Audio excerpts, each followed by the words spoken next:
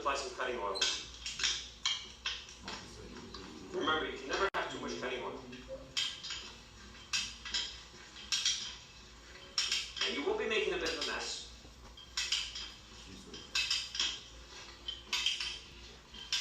What cutting oil allows you to do is keep your dies cool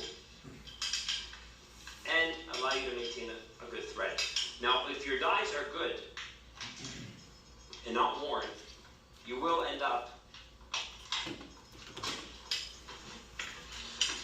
catching on, provided that you have no burrs on the pipe.